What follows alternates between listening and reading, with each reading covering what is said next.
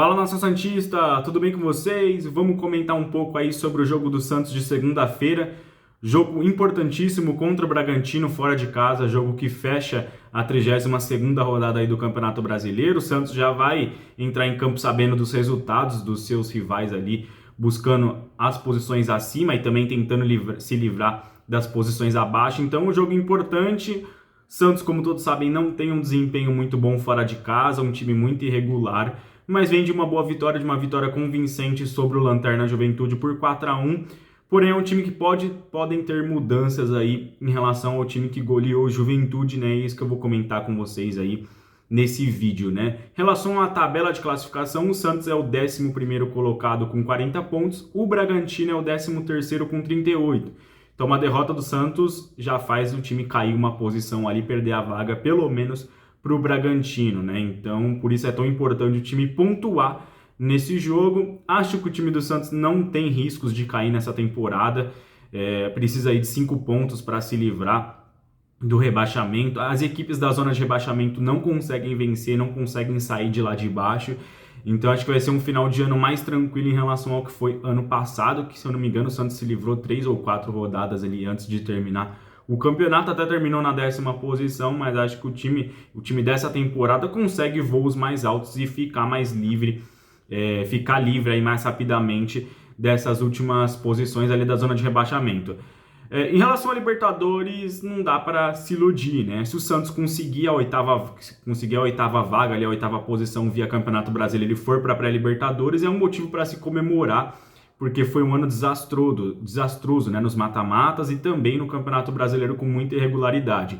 Mas tem que ser jogo a jogo, né? Se o Santos de repente vence esse jogo contra o Bragantino, dá para voltar a sonhar, mas os 2 próximos jogos também são contra Corinthians e Flamengo. Então é uma sequência muito difícil ali, tem que ser jogo após jogo, não dá para se iludir com uma vitória sobre o Juventude, que é o lanterna do campeonato e um time já rebaixado, né? Não sei se matematicamente, mas já rebaixado ali pelo desempenho que tem no Campeonato Brasileiro. Então vamos tentar pensar no Santos somando pontos para primeiro se livrar de qualquer risco de rebaixamento. Para esse jogo contra o Bragantino, o Orlando Ribeiro deve promover algumas mudanças no time, né?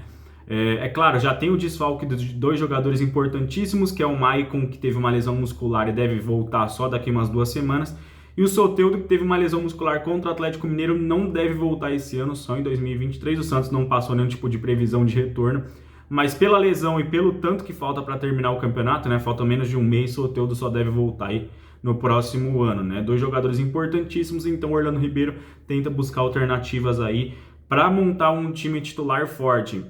E tem alguns jogadores voltando também, né? Vou passar a escalação aqui que deve vir a campo aí contra o Bragantino.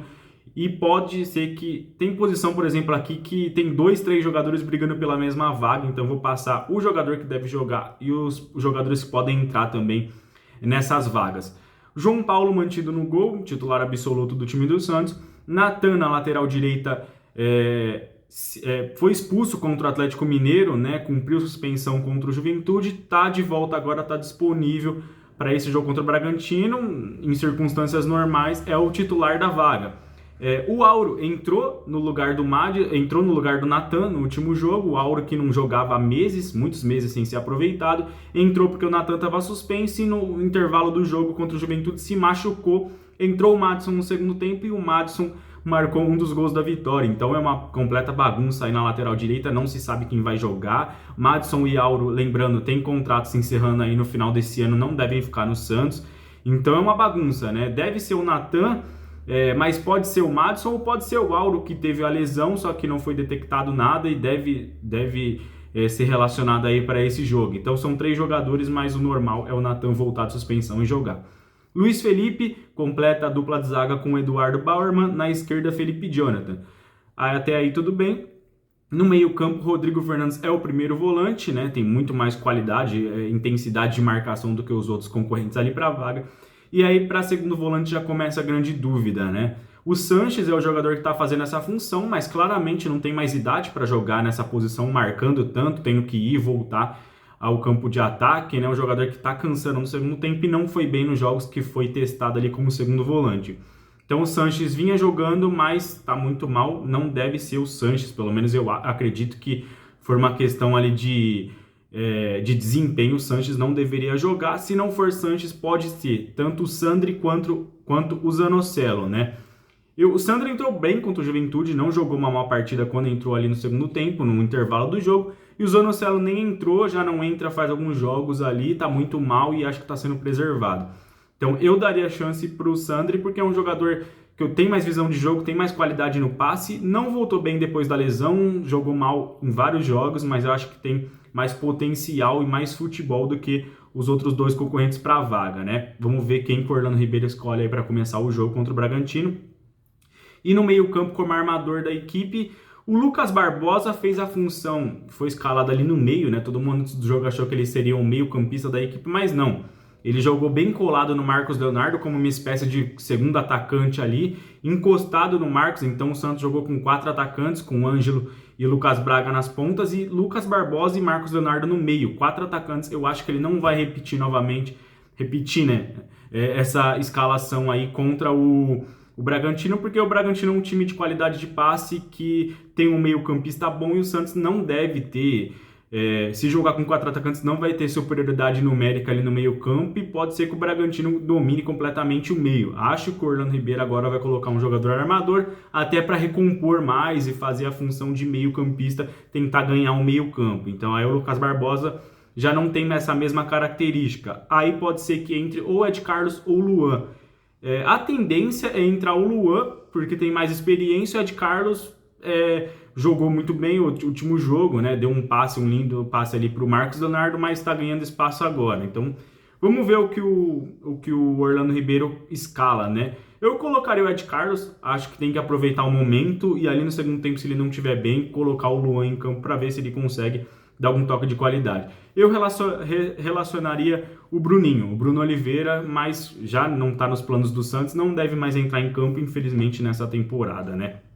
E no meio e no ataque, Lucas Braga na ponta direita, Ângelo na ponta esquerda, ou trocado, né? No último jogo, o Ângelo começou na direita, foi para a esquerda, então a gente não sabe, os dois revezam muito ali. O Ângelo no último jogo passou a maioria do jogo na esquerda, o Lucas Braga na direita, talvez pela questão do cruzamento sair na perna boa do jogador, mas os dois invertem ali, devem ser os dois pontas do Santos, e Marcos Leonardo, o centroavante da equipe, ganhando mais confiança, né? Depois de uma partida ruim contra o Atlético Mineiro, ele marcou um gol de pênalti, agora nessa última partida contra o Juventude marcou um golaço por cobertura.